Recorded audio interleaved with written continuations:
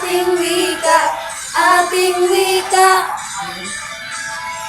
Unang wika at pangalawang wika, pinagsama-sama sa komunikasyon. Unang wika at pangalawang wika, pinagsama-sama sa komunikasyon. Saan mang dako, Luzon, Visayas, Mindanao, wika ay sadyang kahanga-hanga, isang tulay ng pakikipag-ugnayan.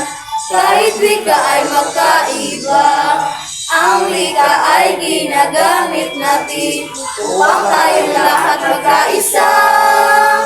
Unang wika at pangalawang wika, pinagsama-sama sa komunikasyon. Unang wika at pangalawang wika, pinagsama-sama sa komunikasyon.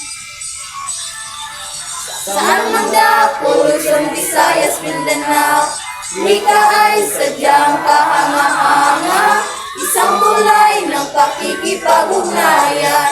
Kahit wika ay magkaiba, ang wika ay ginagamit natin upang tayong lahat magkaisa. Unang wika at pangalawang wika, pinagsama-sama sa komunikasyon. Unang wika at pangalawang wika, pinagsama-sama sa komunikasyon.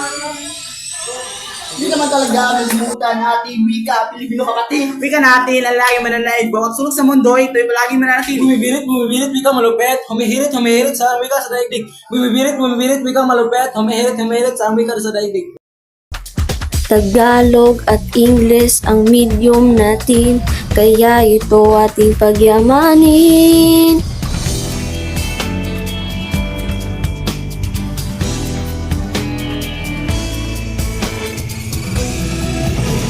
Unang wika at pangalawang wika, pinagsama-sama sa komunikasyon. Unang wika at pangalawang wika, pinagsama-sama sa komunikasyon.